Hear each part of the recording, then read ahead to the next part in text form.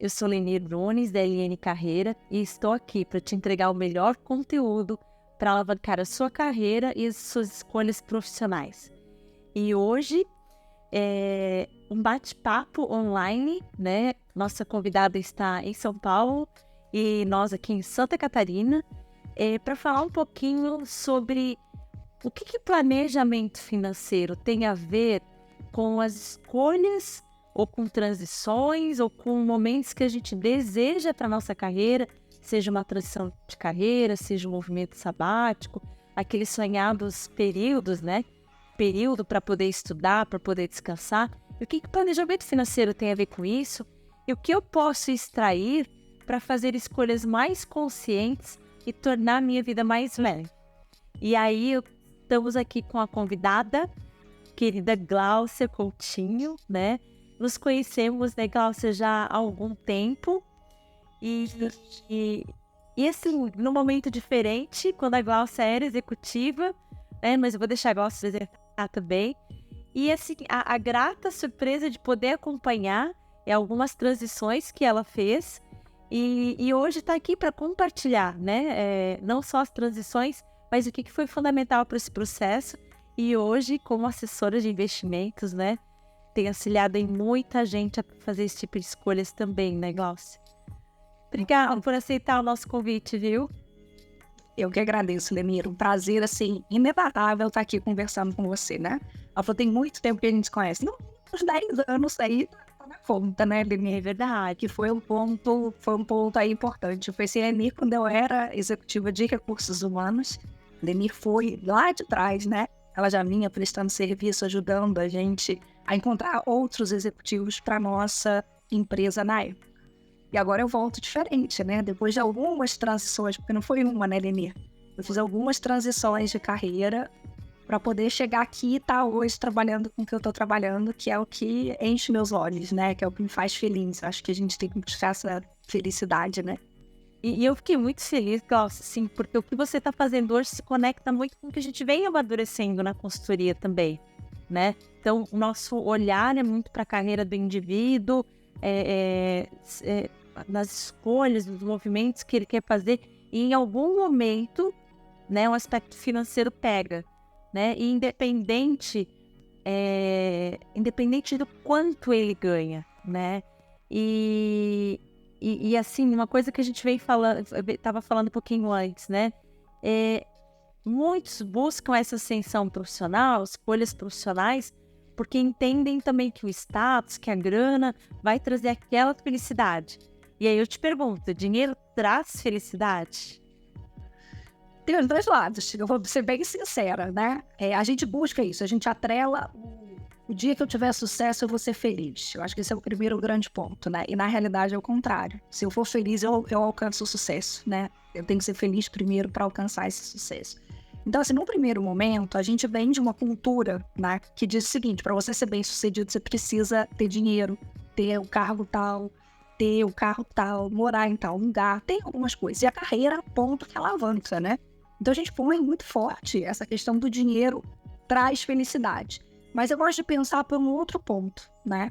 Que o dinheiro me possibilita trocar de carreira? O dinheiro me possibilita ajudar alguém que eu goste? O dinheiro me possibilita ter o plano de saúde que eu quero? Botar meus filhos para estudar na escola que eu acho que é a melhor? Ter uma casa que me sinto segura? Né? Ter um carro? Poder me locomover de uma forma em qualquer horário, né? Eu tô falando de mulheres, né? Nós somos mulheres aqui, a gente sabe que a gente tem algumas limitações, né? Se pensar numa mulher andar sozinha à noite de madrugada, existe uma tensão. Será que um carro me deixaria mais segura para estar saindo tarde do trabalho? Então, quando a gente fala de dinheiro, eu acho que ele traz algum conforto, alguma segurança, que sim, isso te deixa mais tranquila. Teu nível de adrenalina, ele cai quando você tá lidando com algumas coisas que te deixam desconfortáveis. Então, até um determinado patamar, sim, eu posso dizer que o dinheiro traz felicidade. Mas, ao mesmo tempo, e aí eu posso contar a minha história, né? Você fala assim, você ganhava muito bem, né, como executiva, e eu não tinha tempo, nem ânimo, nem energia para gastar o dinheiro. Então, eu tinha muito dinheiro, tinha o status, né, do cargo que que eu ocupava, o reconhecimento dos membros da empresa, do CEO da empresa, do conselho de administração. No LinkedIn, né, Glaucia? Pois é, fora, né? Você olha lá o LinkedIn e aquilo, tá legal. Mas sim, eu era feliz, eu não tinha tempo pra nada, né? Eu tava longe da minha família, sou carioca, morando em Santa Catarina, longe, então para pegar qualquer voo pro Rio de Janeiro, eram 2 voos, porque eu já não tinha voo na época de Joinville pro Rio de Janeiro. Então eu tinha que ir até Curitiba para pegar um voo direto, ou então ir de Joinville, São Paulo, Rio. Então eram coisas que eu olhava e falava assim, onde esse dinheiro tá me fazendo feliz? Ele me dá conforto, né? Ele me dá segurança, mas passo daqui para frente, eu não tava mais sendo feliz. E aí foi quando eu comecei a questionar, será que o dinheiro realmente traz felicidade? Aí nesse ponto, eu acho que até um determinado ponto ele sim traz, que é o básico, que é o que a gente realmente precisa construir para se sentir qualidade de vida com segurança, mas chega um determinado patamar, se aquilo ali não é o que você deseja para sua vida, né? Isso aqui é o que me faz levantar todos os dias, pular da cama feliz para ir fazer o que eu quero, não. Nunca vai ser suficiente, né? E aí, assim, dependendo de onde você tá, as pessoas acham que, não, mas não sai não, eu vou te dar um aumento de salário, não sai não, não é o dinheiro mais, aí não tem aumento de salário, bônus, premiação que faça você ficar, porque não tá fazendo mais sentido. E sabe o que é interessante, Glaucia, assim, né? A gente que transita muito com profissionais que, né, aos olhos de quem tá iniciando uma carreira, ganham bem, né? Sim. Bom salário, tem a questão de benefícios, tem muitas vezes a questão de benefícios que geram uma questão de status também, né? Mas uma coisa que eu percebo, e pensando aqui em quem hoje ganha bem e está bem empregado, né? Tem um termo que a gente usa muito que é essa questão das algemas de ouro, né? Então, assim, parece que eu tô feliz, saio de uma reunião assim que é num ambiente tóxico, numa reunião que não é valorizado, mas aí eu acho que sai dali, tem todos esses insights de que não tá feliz, mas pensa assim, não, mas eu ganho bem, eu tenho conta para pagar, e vai dar muito trabalho eu fazer qualquer outro tipo de movimento. Então, eu vejo muitos profissionais que se conformam com essa infelicidade ou com essa falta de consciência do que realmente está fazendo sentido ou não. Alguns eu percebo que, pelo mínimo de protagonismo, trazem uma fala assim, ó, nossa, se eu fosse demitido hoje, eu seria uma pessoa feliz. Nossa, uma demissão hoje. Mas por quê? Porque não tem outros elementos para fazer essa escolha ou para fazer esse movimento de forma proativa. E aí, eu peguei um quadrinho aqui, que eu tenho na minha frente. Vai estar aparecendo invertido para vocês, mas ele diz, tem poder quem age. E aí, quando eu olho e entro naquela fase assim, né? Vai dar muito trabalho. Eu tô sempre botando o poder da minha escolha, da minha vida, na mão de uma outra pessoa. E aí eu tô me auto-sabotando, porque se eu não começar, nunca vai ser possível. Gente, passa muito rápido, né? Quando a gente olha, já passou 30 anos da nossa carreira, né? Então, tem um ponto da gente olhar e falar assim, de novo, você falou da história da algema de ouro, né? Que foi a minha saída. Não, a gente aumenta teu salário, a gente aumenta teu bônus, a gente aumenta... Gente, não é isso. Meu problema não é com vocês, não é a minha remuneração. O problema é que pra mim não tá fazendo mais sentido. Eu preciso de alguma coisa que me faça querer levantar da cama todo dia e fazer uma coisa diferente. E o que eu vejo hoje, né? Gente, eu fui de RH, então é importante vocês entenderem isso, né? O que eu vejo hoje quando eu converso com executivos, com pessoas de alto nível de gerência, é que as pessoas acham que trabalhar é isso. É aquilo, né? Trabalhar dá pra gente ser feliz. Por que não? Por que eu me acomodo nesse lugar? E quando eu passo a acreditar nisso, eu passo a não promover também um ambiente legal para as outras pessoas que estão comigo quando eu tenho um time. Então, é um negócio que me chama muita atenção, que tem a história do dinheiro que prende, e a gente olha o dinheiro de uma forma passiva. Ele está me prendendo. Eu não saio daqui porque eu ganho muito, eu não saio daqui porque o meu benefício é alto, eu não saio daqui porque, peraí. Mas é a grana que te serve, você que serve a grana. A vontade é de quem? Porque esse é um ponto. Quando eu decidi sair da vida executiva, né, empreender, montar o meu negócio, sim, eu vou sair agora e eu tô saindo.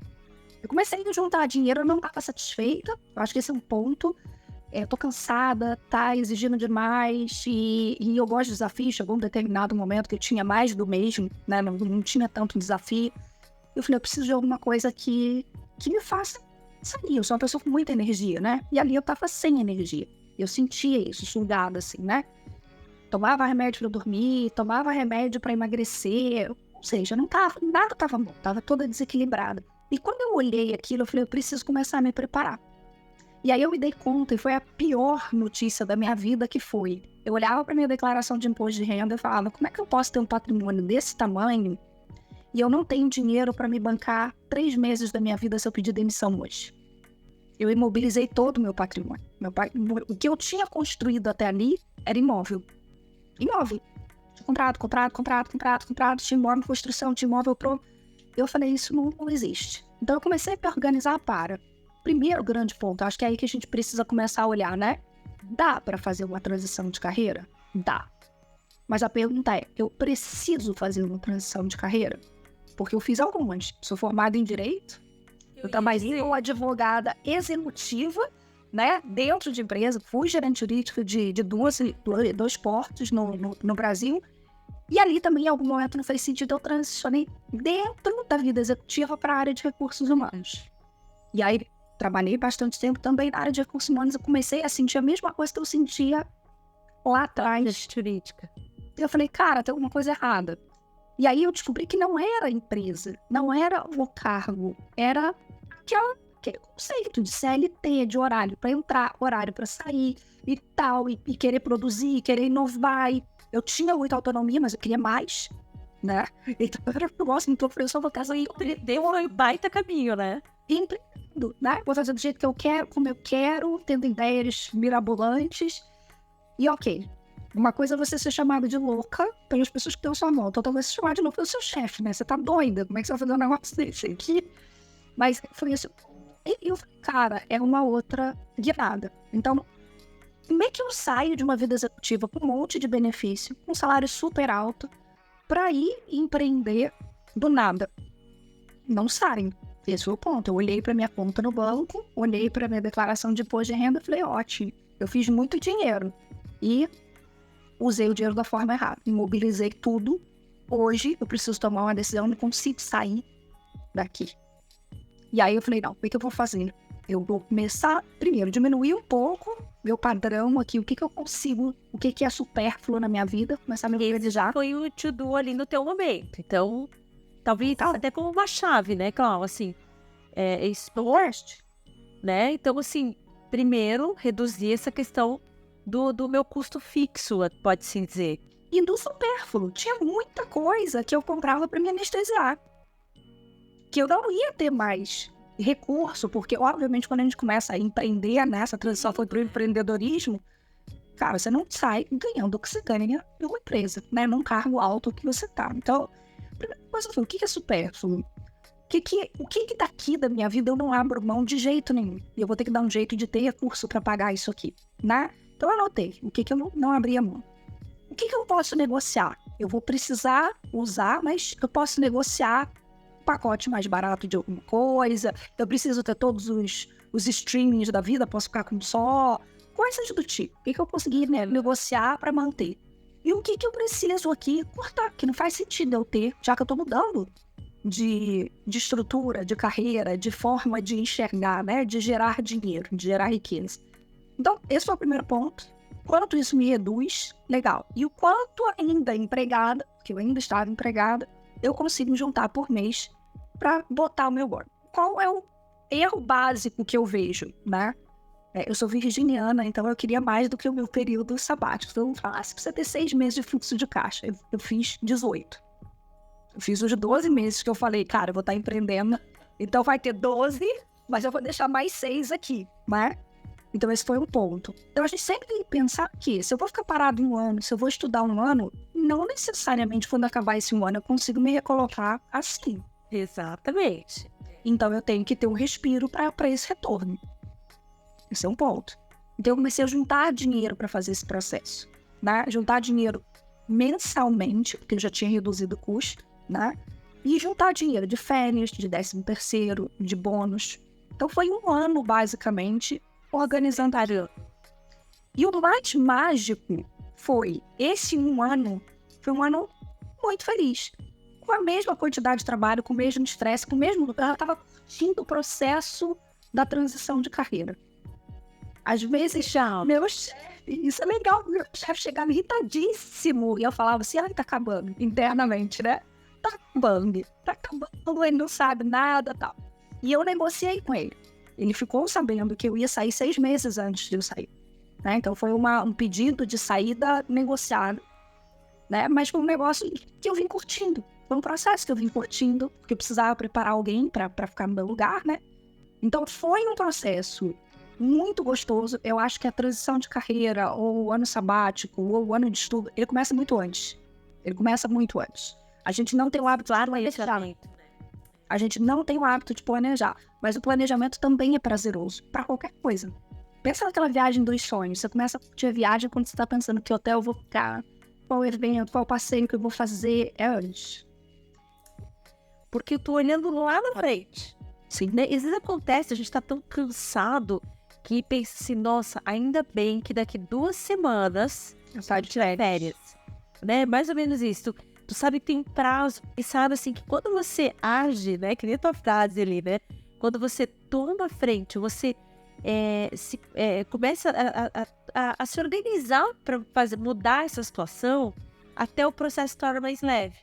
Mas a grande maioria espera um processo disruptivo, não é né? Um burnout, ou alguém é doente para tomar uma decisão. Já tá com outra pessoa, né? Eu tô agindo de forma passiva, eu tô sendo um agente passivo da minha vida, e é isso que me choca. Exatamente. E aí, fiz a transição. Fui, empreendi, achei o máximo, foi o que eu mais queria na minha vida, mas não foi pro meu marido. Né? E aí a gente brinca, fala, pra mim foi ótimo, pra ele foi péssimo. Se você perguntar pra ele o que é empreender, ele fala que ele prefere morrer do que empreender novamente, né? Então, não foi.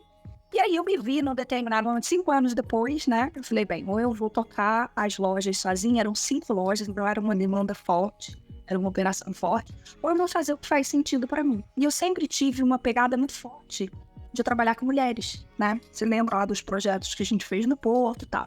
Eu falei, por que não trabalhar com uma coisa que dê mais resultado e mais rápido? Porque quando eu penso, todo mundo vai advogar, volta a advogar. Eu falei, gente, demora 20 anos pra gente ter uma sentença definitiva no Brasil.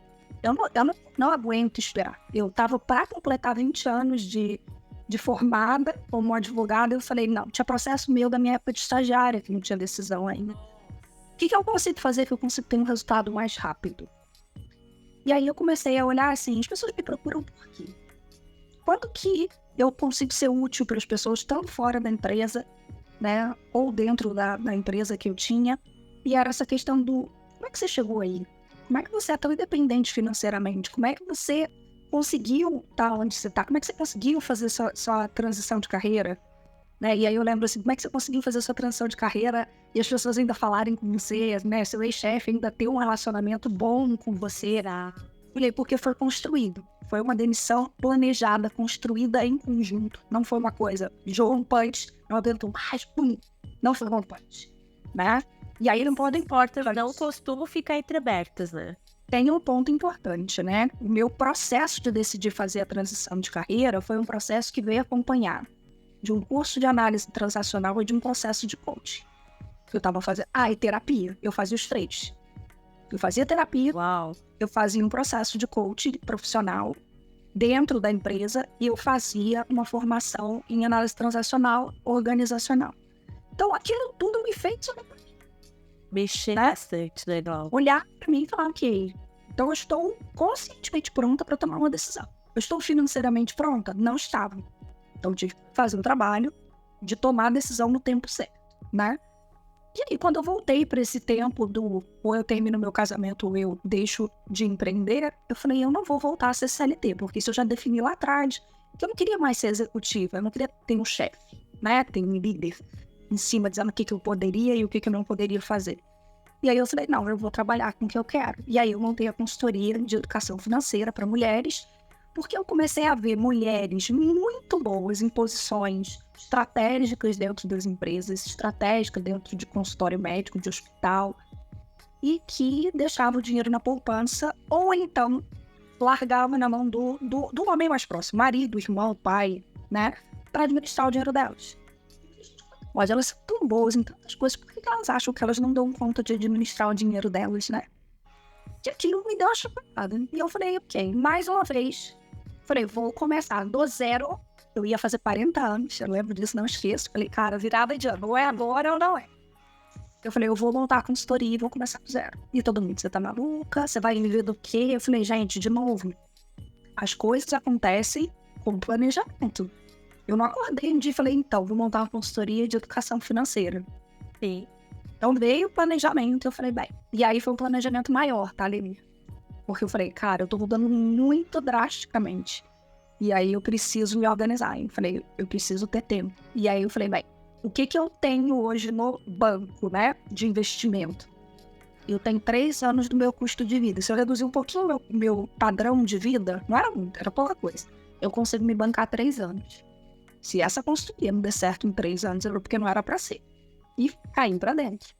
Então, 3 anos já é um tempo bom pra pedir, né? Eu falei, vambora, eu acho que vai ser aqui. E aí eu vi uma demanda das pessoas que trabalharam comigo. Eu comecei com o meu grupo de estagiária de 20 anos atrás, quando eu me formei em Direito. Eu fui lá, totalmente minhas colegas, né? Como é que elas estão lidando com o dinheiro delas? E o desconforto começou ali. Então, ali pra mim foi um ponto de eu olhar e falei, caramba. De novo, estão todas elas presas ali com a algema de ouro. A maioria insatisfeita com o volume de trabalho que tinham, com a relação que tinham com os seus líderes imediatos, mas não conseguia sair porque já tinham tido filhos, os filhos estavam em escola XYZ, e tinham toda uma rotina financeira comprometida. E eu falei, caramba, cara. E elas acham que não tem saída, porque esse é o ponto. Elas não enxergavam saída, não tem saída. Eu falei, como que não tem, gente? Pelo amor de Deus.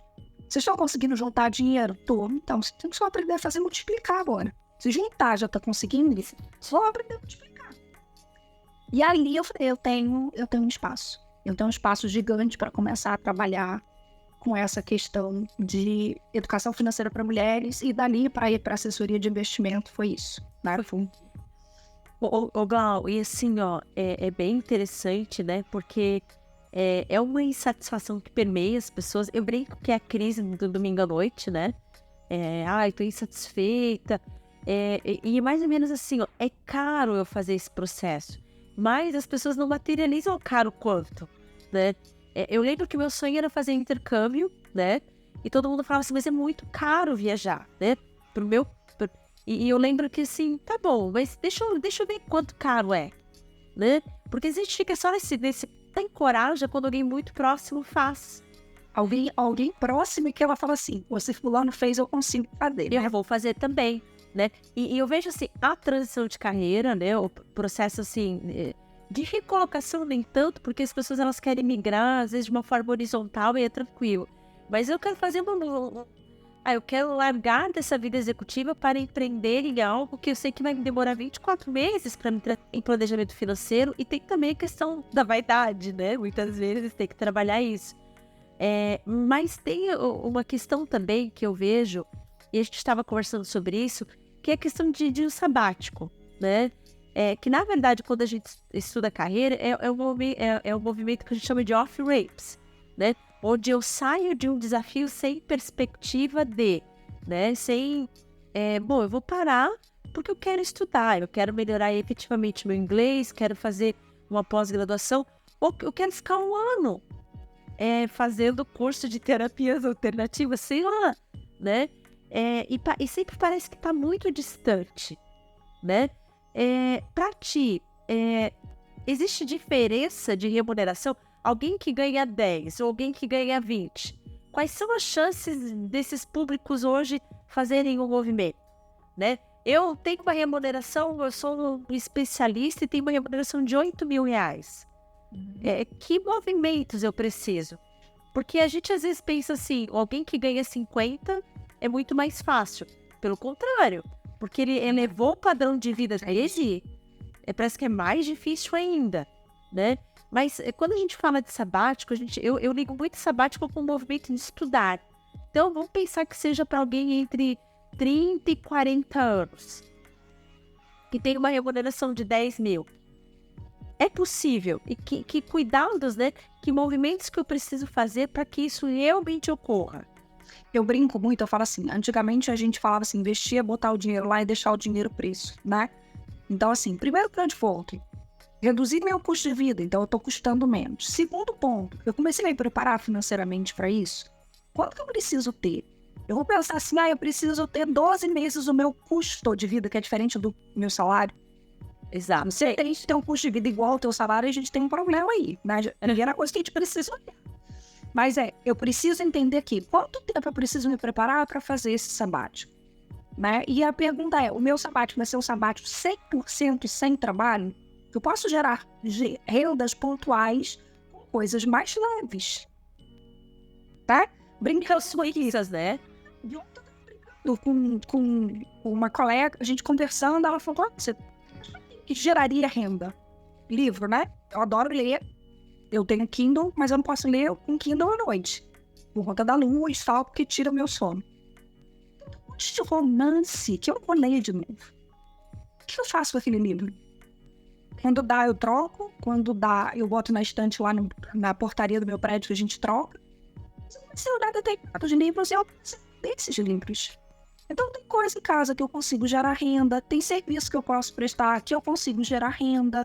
Aí ela até comentou, ela falou, a gente tem aqui no meu condomínio, quando a gente viaja, tem um vizinho que faz o tal de Dog Hero, fica com um cachorrinho do vizinho. Então, legal, tem coisas que eu posso fazer que não vão ser sacrificantes para mim nesse período do sabático.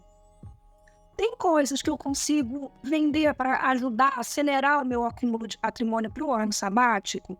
E o ponto é, não é o quanto eu ganho, é o quanto eu gasto, é quanto é o meu custo de vida. Então, é mais fácil, inclusive, você ter um especialista fazendo um ano sabático, sair para estudar e voltar mais preparado, do que você pegar um cinema. Gente, é uma pirâmide. Quantas vagas eu tenho de especialista e quantas vagas eu tenho de CEO, de CFO, de COO? Então, a gente precisa pensar assim, o que eu quero? E esse é o ponto. Eu vou parar 100% para estudar, porque o que eu tenho visto é, quando a pessoa para estudar, ela ainda está de uma forma mais saudável. Quando eu vou fazer um sabático para viajar, para não pensar mais em nada, a gente olha, pelo menos a minha experiência, tá, Leni? Com as pessoas que eu vejo que pararam. Eu tô no limite de um burnout. E aí ela toma uma atitude extremada, ela vai pro outro extremo, e aí ela toma uma atitude, às vezes, sem estar pronta financeiramente.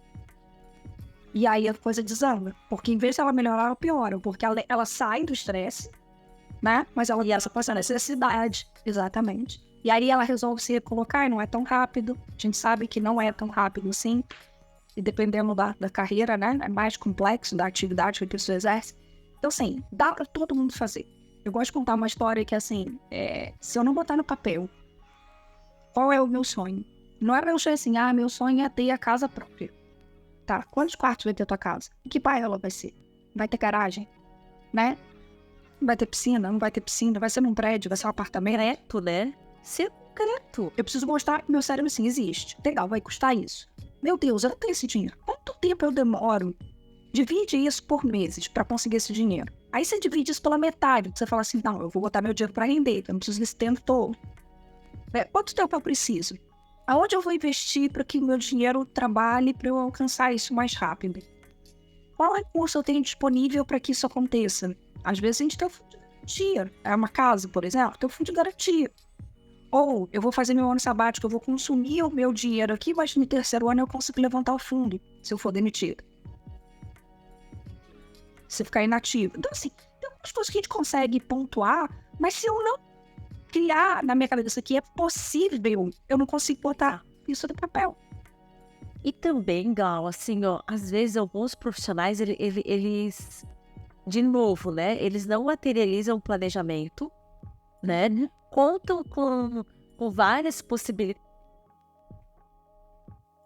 e se pegam, às vezes, não vai ser fácil me recolocar, né? E alguns são desligados, e eu vejo isso muito frequentemente, né? Nem tem um índice de recolocação tão alto, mas eles se permitem ficar um mês sem fazer nada. E só que aquele um mês sem fazer nada, naquela tranquilidade, assim, que eu vou retomar no segundo mês e vai ser muito fácil me recolocar. E aí começa a ficar difícil, aí aquele meu desejo de me recolocar pelo mesmo vai caindo, né? E aí são tendenciosamente aqueles profissionais que fazem movimentos mais curtos, porque aí eles não fazem escolhas conscientes, eles precisam trabalhar. Aí eu acabo aceitando qualquer vaga, porque eles precisam do dinheiro, né? Exatamente. Não, isso, ó, as contas continuam, claro que continuam, né? Sim. E aí a gente vê profissionais assim, 10 anos numa empresa, 3 anos com menos de um ano em outras, até ele se organizar economicamente, fazer uma escolha consciente e permanecer. Sim. Né? E aí eu fico pensando assim, aquele que já que não fez esse planejamento, deixou assim a corda mesmo estourar, como é que ele pode, no movimento urgente, se organizar? Para que ele não seja esse cara que vai fazer esses movimentos curtos, né? Me passou aqui pela cabeça que ele pode ir desenvolvendo uma dupla habilidade, né? Múltiplas carreiras lá atrás, né? Então, o que esse profissional do período sabático faria com menos tempo dedicado, ele já poderia estar fazendo lá atrás também, para ter um valor adicional, não sei. Não, esse é o ponto, né? Eu tenho uma coisa na minha cabeça que é assim, desde que eu decidi empreender, eu falei, cara, eu não posso depender de uma única fonte de renda. Eu acho que esse é o ponto, né?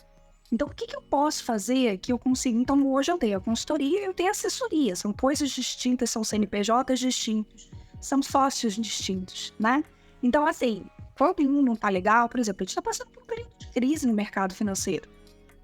E aí você olha e fala assim, 79% da população brasileira tá endividada. É no investimento que eu vou ganhar dinheiro? Eu tô ganhando muito mais dinheiro hoje na consultoria. Então, você tem um equilíbrio aqui, né? Então, aqui tá acelerado. Em algum momento, aqui vai estar acelerado igual já esteve. Então, assim, ter fontes distintas. Não é porque eu tenho 2 trabalhos que eu vou abrir mão, ficar entulhando aqui de livro. Não é porque eu tenho 2 trabalhos, por exemplo, a gente tá organizando uma mudança aqui em casa. Tem 3 anos que eu moro aqui. Praticamente tudo que tá aqui dentro dessa casa tem 3 anos. Plano para um outro lugar que talvez não caia. Algumas coisas serão vendidas, outras coisas serão doadas. Então, assim, o que eu consigo gerar renda com a habilidade que eu já tenho? E aí, não tô falando de comprar coisa para vender, de produzir. Tem gente que tem habilidade. Vou fazer o brigadeiro, fazer o pudim e tal. Não é a minha. De dar aula de inglês, né? O que eu consigo? Que é uma coisa que para mim faz sentido. Serviço. Eu consigo ajudar outras pessoas a sair de um lugar e chegar no outro. Legal. Então, como é que eu consigo monetizar isso de alguma forma? Dar aula de inglês, dar aula de reforço de matemática, química, física, ajudar o pessoal da terceira idade a entender como é que usa um computador, um software, consertar alguma coisa. Assim, tem muita coisa que dá para fazer, né? A questão é, eu tô disposta? Isso vai me fazer sentir vergonha? Eu vou me sentir julgado se eu estiver fazendo isso? Porque esse é um ponto que me chama muita atenção. Às vezes as pessoas chegam em um determinado carro e falam assim, não posso fazer isso, não posso cobrar, porque as pessoas acham que eu tô passando necessidade. Oi? Acho que existem coisas e coisas que a gente precisa pensar. Eu tenho um casal de amigos que cozinham divinamente bem. Eu já falei, por que uma vez por mês vocês não fazem um evento fechado? XYZ para cozinhar. Vocês cozinham todo final de semana para os outros. Por que não monetiza isso? Eu tenho certeza que as pessoas pagariam por isso. Certeza absoluta. Eu pagaria, né? Então, são coisas que você fala assim, tem muita oportunidade. A questão é que a gente precisa olhar para as coisas com o olhar do empreendedor mesmo. E saber, eu estou fazendo isso porque eu quero aquilo. Exatamente. Né? Porque já está planejado, já está no papel. Então é um ponto pra gente realmente olhar, né? E me incomoda muito, Glaucia, porque tu tocou no assunto dessa questão que os outros vão pensar, né? E a tendência, assim, ó, é tão se preocupar com a imagem, né? E a pergunta é quem paga nossas contas, né? Então, eu acho que esse é o ponto. E aí a gente, às vezes, não consegue mudar porque a gente está preocupado com o outro, não com a gente. Mas, assim, a hora que você fica sem grana, o outro talvez não vai te dar a mesma atenção que te dá hoje numa condição. tem algumas vaidades, né, nesses meios e realmente é muito forte, assim, né? Vaidade não só pelo ganho, mas às vezes no processo de transição não querer se sujeitar a menos, né? Porque os outros vão pensar. E aí tem muito, assim, de tanta gente que teria o desejo de empreender, né? Ou de fazer um movimento de... Eu não quero mais esse mundo, eu não quero mais essas relações, eu não quero mais essa rotina. E eu me lembrei até agora, por conta disso, de um executivo que estava em processo de recolocação conosco, que ele era um diretor de vendas de uma grande empresa. E foi desligado, foi feito um layoff e alguns executivos dessa empresa foram demitidos. Não foi nem performance. E ele dizia assim, meu sonho era ser representante comercial. Porque no segmento que ele atuava, ele via representante ganhando muito bem. No nível de autonomia absurdo, porque era PJ. Sim. E às vezes tirando mais períodos de férias do que ele como executivo. E ele trouxe isso pra gente e ele falou assim, mas a minha esposa não vai aceitar. Olha isso, é minha esposa. Porque como que eu vou dizer que meu marido é representante comercial e não é mais um executivo? E eu lembro que na oportunidade eu fiz uma... Resumo da ópera, ele se tornou representante, daqui a pouco estava com um time abaixo dele, tirando 2 férias por ano, 2 períodos de férias por ano com a família, que ele não tinha antes, né? Mas ali, o grande desafio ali da negociação era o título. Né? E parece que é algo tão forte, assim, é o título, é o status. O cara tá tomando remédio para dormir, remédio para acordar, remédio para... Enfim, mas ele não entendeu ainda que se a saúde mental dele, a saúde em casa não estiver boa, não adianta de nada dessa pelugem, dessa imagem que ele tá, né? Mas sempre a preocupação pelo outro, né? Então falta, acima de tudo, parece que autoconhecimento, né? Mas eu vou dar de novo meu exemplo. Quando eu estava começando o processo de transição, eu lembro que abri uma vaga de diretor comercial na empresa. E aí a minha coach virou para mim e falou assim, ela fazia coach com alguns executivos da empresa, né? Ela falou assim, por que você se candidata para a vaga de diretora comercial? Porque ela via que tinha uma insatisfação, porque eu estava amarrada, não tinha... A história da folha de pagamento para uma pessoa muito criativa, né? Todo mês fazer folha não é uma coisa que te motiva, né? E aí eu olhava e falava, folha de pagamento, de novo, sempre a mesma coisa. Se candidata para a vaga de diretora comercial, eu falei, você tá doido, você não me conhece, ela não tá me enxergando, né? Diretora comercial, trabalhar com vendas, né? Não era uma coisa palpável para mim, né? Para mim era como se eu estivesse migrando de um cargo para um outro cargo do lado, mas que ia me baixar de credibilidade. Olha o meu preconceito com coisa. Muitos anos se passaram, uns 4 anos atrás eu mandei uma mensagem para essa coach. Eu falei, então, ela foi né? Demorou 6 anos para você enxergar isso, né? Que esse era o ponto. Dela falar, cara, você tem que enxergar que você vai ter uma visibilidade muito maior, porque você tem um talento nato de comunicação, você gosta de lidar com pessoas, você negocia muito bem, desde a época lá das negociações sindicais. Olha isso, olha essa habilidade para essa atividade. E não como um downgrade na realidade. Você tem que olhar que você tem um potencial enorme para deslanchar nessa vaga. De negociação, E eu larguei isso de mão. Não, que isso, não vou andar de lado. Não sei como que eu vou pegar uma área de vendas, porque venda para mim era uma coisa muito complexa. E eu fui. Hoje eu vendo para minha empresa, né? Eu vendo consultoria, eu vendo a mentoria, né? Eu vendo a assessoria de investimento. Então eu olhei aquilo e falei, cara, eu não tô querendo que eu tô na área comercial. E o resultado, ele vem. Quando você começa a fazer e você tá feliz, a coisa começa a acontecer. Aconteceu no primeiro ano? Aconteceu, mas não na proporção de me bancar, por exemplo, né? No segundo virou, mas é um ponto assim, em que momento a minha chave virou autoconhecimento? Foi o que você falou. Se eu não começasse a olhar pra mim, entender, questionar, e falar, cara, eu tô fazendo isso por mim, eu não tô fazendo isso pelo outro, né? Eu não teria chegado, eu não estaria hoje aqui feliz da vida. Não tem sábado, não tem domingo. Poxa, vai ter um negócio legal no sábado, vamos. horário diferente, vai ter uma live no domingo à noite. Vamos fazer? Vamos fazer. Né? Então, assim, tem o que faz sentido pra você. E ao mesmo tempo você fala, tá, hoje eu tô morta de cansada, é uma segunda-feira, então hoje eu vou descansar. Essa liberdade, pra mim, ela me custa muito, né? Ela é muito importante pra mim. Então, quando você começa a olhar e fala, cara, eu tenho um preconceito. Esse preconceito não me deixa agir. E eu fico com ele prendendo aqui na minha cabeça. Mas eu não ajo.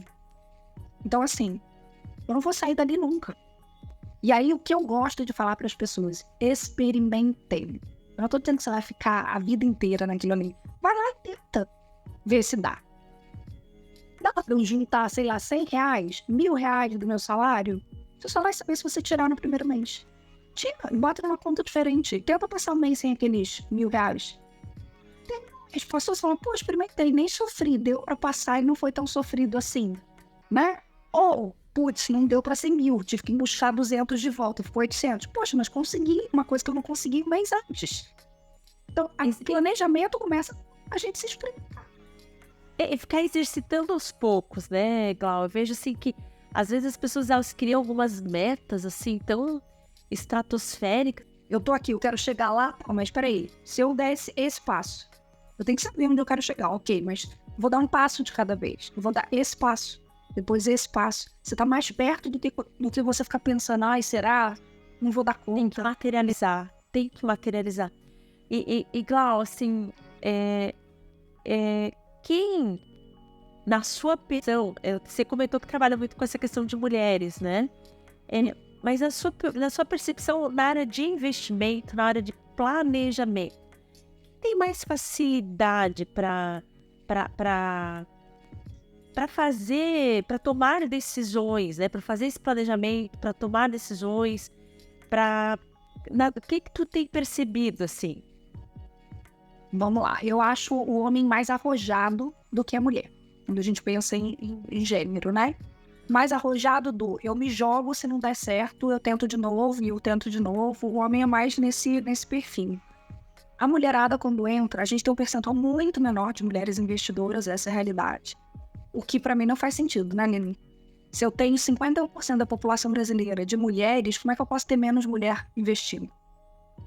Se eu tenho uma grande maioria das mulheres trabalhando fora, como é que elas não investem e os homens investem? Então, tem alguns questionamentos importantes, né? Mas o que eu acabo vendo é, a mulher, ela acha que ela precisa estar pronta para começar alguma coisa. Então, ela entra numa de eu vou estudar e faço o primeiro curso, faço o segundo curso, faço o terceiro curso e não comecei a investir. O homem não faz curso nenhum, começa a investir, perde dinheiro, ganha dinheiro, perde dinheiro, ganha dinheiro, mas ele tá indo. E ele vai melhorando, porque ele fala, isso aqui eu já vi que funciona assim, não quero aquilo ali. Então, na hora de investir, eu acho o homem mais agressivo nesse ponto de eu vou pela experimentação. Ele aprende experimentando, a mulher aprende estudando. Mas quando a gente começa a olhar no longo prazo, isso é importante, tá? Existem estudos que mostram homem e mulher começando a investir na mesma data, 20 anos depois, o resultado da carteira dos dois. A mulher, no longo prazo, ela tem um resultado no investimento melhor do que o homem. É uma coisa doida, né? A mulher não sabe disso, porque isso não é falado. Porque o mercado financeiro, ele é praticamente, majoritariamente masculino. A gente tem hoje aqui, né, vamos pensar, 79% de assessores homens, 21% de assessores mulheres. Então é um número pra gente já olhar. Mas quando a gente olha no longo prazo, você fala, o que explica isso? A mulher estuda mais do que o homem. Então, no final, ela tem um resultado diferente, porque ela conhece mais de investimento do que aquele cara que tá arriscando. Segundo, quando ela decide o que ela vai fazer, ela decide de uma forma mais racional. E aí a gente acha que a mulher é emocional. Não, para isso ela não é.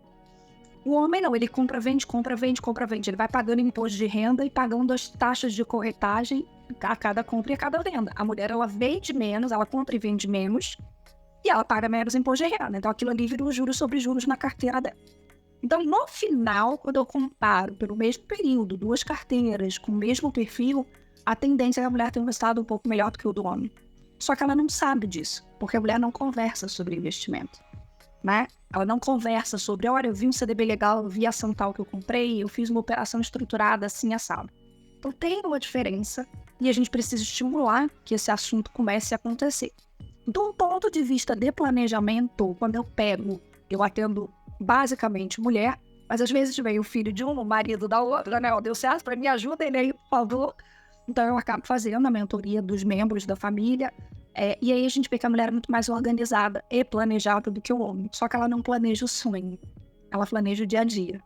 Então é a lista do supermercado, é a conta da casa que ela tem a planilha, ou tem o caderninho anotado, né? Porque às vezes a gente fala, eu tenho tudo anotado. Ela é mais organizada do ponto de vista do controle do dinheiro do que o homem. E a gente vê muita gente solo, né? Muitas mulheres que tocam hoje a família financeiramente. Então ela tem esse controle. Só que parece que não é permitido a ela a sonhar, a usar esse controle para planejar uma realização diferente. Então ela fica. Eu vejo muita mulher poupando dinheiro. Poupando. Por que eu falo poupando? Ela separa o salário e guarda. Ela não multiplica. Não aplica. E aí vem um ponto foi o ponto fundamental. Não adianta você falar em equidade, né, de gênero. Eu vou trazer a pessoa aqui para a empresa, o cargo é esse. Não me interessa se é um homem ou se é uma mulher que vai estar ocupando. O salário do cargo é esse. Porque lá na frente você vai olhar e vai falar, eu tenho um homem e uma mulher exercendo o mesmo cargo, ele está melhor de vida do que ela. Porque ele arriscou, investiu e ela está aqui juntando dinheiro debaixo do colchão ou na poupança. Então eu preciso mudar isso aqui. Eu preciso fazer com que ela enxergue que isso também é uma habilidade que eu preciso desenvolver. E eu não preciso ir sozinha. Existem cursos, existe assessoria, existe consultoria, existe um mundo que pode ajudar essa mulher a não ir sozinha. E existem os amigos que, se começarem todos a fazerem investimento e a conversar sobre isso, não vira uma coisa tão solitária. E eu acho, Gal, assim, eu lembro que desde os meus 14 anos eu trabalho, né? E toda a vida eu anotava e eu sempre gostava de separar, assim, 5%, 10%.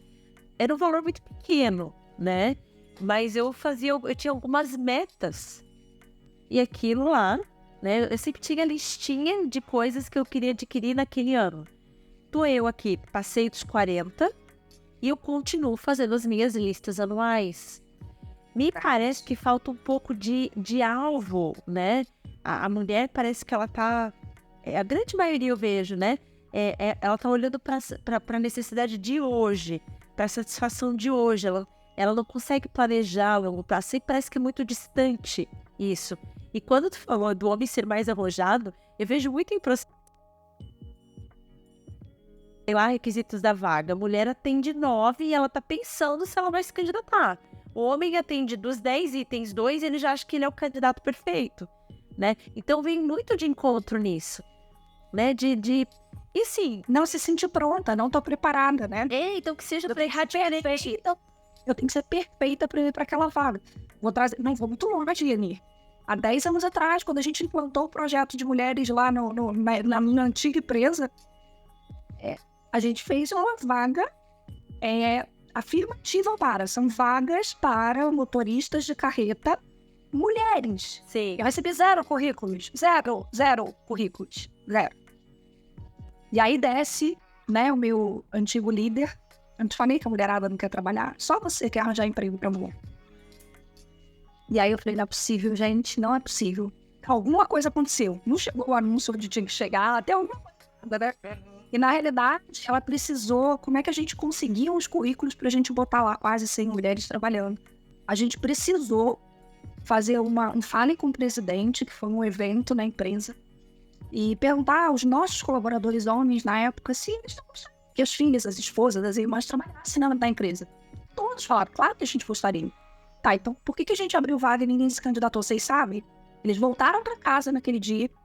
Olha isso. E deram a autorização para que a mulher se candidatasse a vaga. Porque a gente não estava exigindo experiência, a gente ia formar essas pessoas. Do zero. Igual a gente estava formando homem. A gente ia formar a mulher igual a gente estava formando homem. E aí precisou de uma autorização para que essas mulheres entrassem para poder falar, ok, então agora eu posso. Porque meu marido, meu pai, meu irmão me falaram, vai lá porque o pessoal vai contratar. E quando você me pontua isso, tipo, a mulher precisa dessa quantidade, né, de autorização, de ter os 10 pré-requisitos cumpridos e tal, é uma coisa que eu olho e falo assim, que tem a ver com a tua área, você vai entender. Quantas vezes, né, e eu me peguei fazendo isso e nunca mais fiz, vou ter uma vaga de emprego, a pessoa diz pra mim, então, isso passou agora, né, quando eu tava pra trocar de escritório, a gente tinha um salário é tanto. Aí você fala, pô, gostei da empresa, gostei da proposta, gostei da estrutura toda, mas não era o salário que eu tava esperando, não, obrigada. A mulher não volta com uma contraproposta. Porque ela acha que aquilo ali é o limite. E aí eu vejo e eu falo, gente, quantas vezes eu tive homem ganhando salário comigo e vai e volta, e vai e volta, e vai e volta, e gente ali dentro do plano de cargos, salários da empresa, tentando escrever. Eu nunca vi mulher negociar o salário, falar, não, eu gostei, mas boa. E aí foi muito estranho, porque quando eu comecei a falar não para as propostas que eu estava recebendo de troca, eles voltavam, é o salário? Não, gente, não é salário, não está fazendo sentido para mim, eu sou sócia de um escritório, não quero, né, ir para um outro escritório, não quero salário. E aí as pessoas vinham de novo, digo assim, não, porque a gente achou que porque a mulher não tem o hábito de negociar o salário.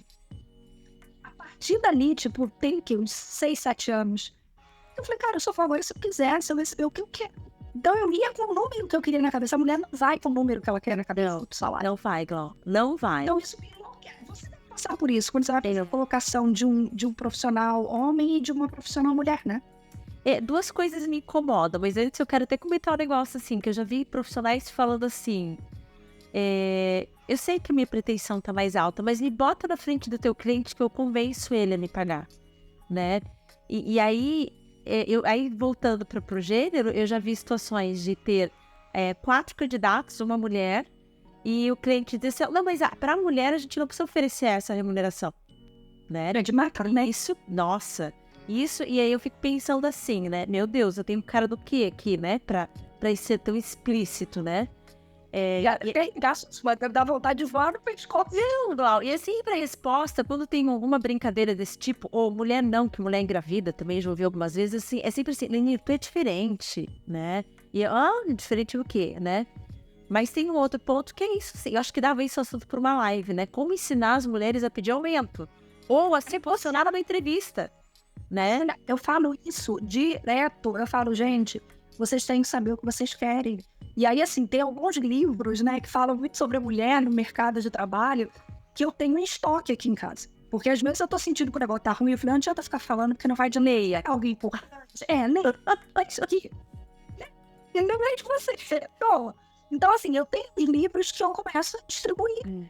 Porque esse é o ponto. Às vezes você super ama o lugar que você tá, você super tá, mas você tá infeliz porque você acha que você tá ganhando menos. Aí você vai esperar o teu chefe te reconhecer e lembrar pra te dar uma...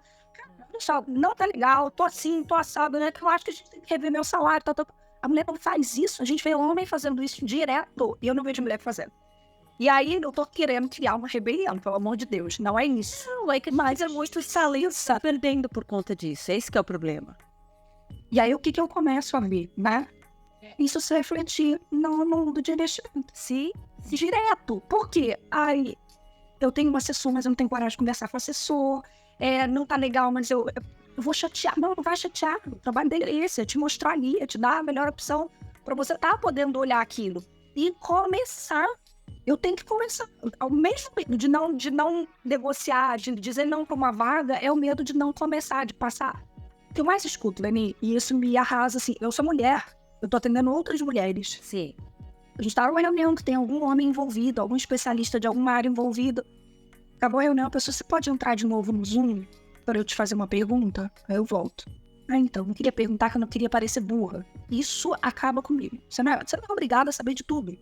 Você é super expert na área que você trabalha. Aqui, você tem todo o direito de ter dúvida, né? Ou, então, eu tenho uma pergunta, mas é uma pergunta tão imbecil. Não é. Se você tá com dúvida, não é imbecil. Então, vamos lá.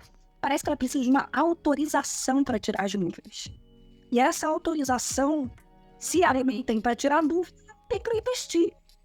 E não vai vir, né? Esse que é o problema, né? Se eu movimentar, se eu não botar para fora, eu não vou ter autorização também. E eu preciso ter essa autorização interna, né? Ela tem que ser minha, né? Glau, assim, sei lá, começa a pergunta assim, olha, pode parecer muito simples a minha dúvida, mas eu não entendi. Vai se colocar, tipo, eu vou parecer boa. Olha onde você coloca, né? Em que papel você coloca. Então, isso me incomoda. E me incomoda olhar assim. E aí, vou falar com todas as letras. Pegar uma pessoa que tá num cargo de C-level e falar assim, cara, eu não invisto porque eu tenho dúvida disso. E olhar pro lado e achar. E aí é que me pega, Leni. olhar para o lado e achar que os colegas, que também são C-level, investem melhor do que eu. Porque eu me peguei em algumas situações da minha vida em que eu olhava e investia com a boquinha bem caladinha, porque eu era a única mulher, né? Sou homem, Lógico. ficava bem quietinha, fazia meus investimentos e tal. E anos depois eu fui olhar e falei assim, gente, mas eu dou um banho neles, porque eles estão só torrando dinheiro, né? Só status. E eu tô aqui investindo, fazendo coisa que eles não têm ideia de como fazem. E o mais legal, né, que hoje eu brinco, né? São todos meus clientes. Então, olha, legal, né? Todo mundo que eu olhava de baixo pra cima, porque eu olhava pra eles assim, né? Pô, eles devem investir super bem, né? Olha a vida que eles estão levando e tal. E hoje eles me ligam pra dizer o que eu faço, como eu faço, tô com dinheiro extra, quero realizar isso, quero realizar aquilo. Da gente discutir junto esse planejamento, né? De botar papel junto. E você olhar e você fala, cara, é um mito que tá na nossa cabeça e que vai continuar se a gente não verbalizar, né? E esse é o ponto. Nem sempre os homens que estão no cargo acima da gente estão investindo melhor do que a gente, estão sendo mais eficientes em economizar, em poupar dinheiro. E a gente cria essa coisa do... Ou então, eu dei dinheiro pro meu marido investir. Ele entende menos do que você. Porque você estuda muito mais do que ele. Mas na tua cabeça, cuidar do dinheiro é uma atividade de homem. E é inconsciente. Não é consciente. Não é consciente. Eu vejo assim, deve ter o acordo, né? O casal deve ter... Aí eu acho que é outro assunto também para uma live, né? Um mente pro outro quanto ganha e não conta. Porque é muito sensível, né? Grana no relacionamento, né? É o terceiro fator. Se é o meu terceiro. As pessoas se separam por conta de grana nele. E o que me chama muita atenção? Fala assim, cara, outro dia alguém virou pra mim e falou assim, como é que você conseguiu falar com seu marido sobre o regime de casamento de vocês dois? Que a gente casou com separação total de bens. E aí, isso foi um trauma. Colegas advogados vieram me perguntar, como é que você conseguiu falar com tua esposa? Como é que você falou, como é que eu falo com a minha esposa? Como é que você falou com teu marido? Eu falei, gente, eu durmo com essa pessoa. Todos os dias. Eu tenho relação sexual com essa pessoa. Eu não consigo falar de uma coisa que é importante pra mim. Como assim? As coisas precisam ser faladas. E aí a gente vai criando tabu. E aí a gente vai criando tabu gigante, achando, poxa, fulano ganha mais do que eu e podia estar arcando com mais contas. Será que ele ganha mais mesmo? Você não sabe. Não é pessoa. Queremos dividir a despesa meio a meio. Como assim, se um ganha mais do que o outro? Meio a meio, às vezes, é 80% do salário de um e 20% do outro. Exatamente. E aí, para o outro, não é nada. Então, alguém está sendo sobrecarregado, alguém não está conseguindo economizar, alguém não está conseguindo investir porque o outro... E quer ver, Gal, assim, ó, até para escolha, né? Eu quero fazer um movimento de carreira, eu preciso ter esse acordo em casa, né? Quem que vai segurar as pontas, não vai? E tem uma coisa, assim, que eu queria deixar, assim, quicando para, de repente, a gente conversar em algum momento. Porque eu acho que tem tudo a ver. Eu já vi mulheres em mentoria de coaching, e quando fazia coaching mesmo de carreira, que se sentiam culpadas, de forma... trazendo para consciência, tá? Mas sentiam dificuldade até de admitir que o fato de ganhar mais que o marido era um negócio terrível. Ainda existe isso? Tu ainda pega, assim... Tem duas coisas. Você falou, tem mulheres que ganham mais e que se sentem culpadas. E tem mulheres que ganham mais e escondem porque acham que o homem vai se sentir pior. Eles não lidam bem, então a mulher está lidando com isso. Então são dois pontos. Eu me sinto mal, então assim, eu não deveria ganhar mais do que ele. E aí a chance do casamento desandar é enorme, porque ela se sente culpada o tempo inteiro. E a outra eu ganho bem, eu tô ok com quanto eu ganho, mas se ele souber que eu ganho mais do que ele vai se sentir menos homem. Então eu deixo ele bancar, isso é o que eu escuto. Eu deixo ele bancar as coisas, eu deixo ele fazer, eu deixo não sei o quê, porque senão ele vai se sentir menos importante ou menos homem, porque ele não tá pagando a conta maior, porque ele não tá fazendo A, B ou C. Então isso me choca, assim, bastante de ouvir isso. E, de novo, não tem conversa, porque ela tá escondendo quanto ela ganha. E eu acho muito triste, né? Porque, assim, a pessoa que a gente mais deveria confiar e a gente esconde isso, né? Então, assim, me parece que a falta da grana pode gerar divórcio, mas o excesso também pode atrapalhar, né? Mas, enfim... Eu ouvi uma coisa há um tempo atrás que me chocou, sabe? Quando eu decidi que eu ia empreender, que eu falei, vou montar uma consultoria de educação financeira. Meu pai não é um cara machista, nunca foi. Mas aí ele vira pra mim e fala assim, minha filha, agora você vai ficar montada no cloud? Eu, oi? Não, volta minha bobina, filha, me explica isso. Só pra eu entender, né? E minha filha, você não vai gerar renda. Você vai ficar montada ali e ele vai estar lá gerando a renda e você vai estar ali dependendo dele até o seu negócio dar certo. Aí eu olhei bem pra cara do meu pai, parei, fiquei muda, ele ficou me olhando. Eu falei, vem cá, é assim que você enxerga minha mãe? Não, é diferente. Não, é diferente porque minha mãe não tem trabalho, né? Eu falei, diferente? Não, é diferente. Me explica. Então tem essa coisa, né, do olhar e falar assim, cara, vai ter momentos onde, e aí esse é o ponto, onde eu vou estar ganhando mais, não tem problema nenhum de eu estar bancando mais conta da casa.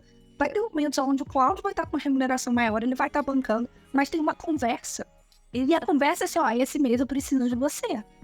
Porque vou fazer isso, isso e isso. Sim. Legal, legal. Viajamos, é diferente. Então, esse mês, ó, você vai precisar ir porque a gente extrapolou lá na viagem, quem bancou, o que a gente exagerou fui eu, ou foi você. A gente consegue conversar. Mas a gente consegue conversar bem lá atrás, a gente definiu tudo. Definiu o regime de casamento, definiu como é que ia ser dividido as contas, como é que ia funcionar a atividade. Então, assim, eu não conheço, eu negocio relação de trabalho, eu não negocio. E meu marido... Primeiro, né?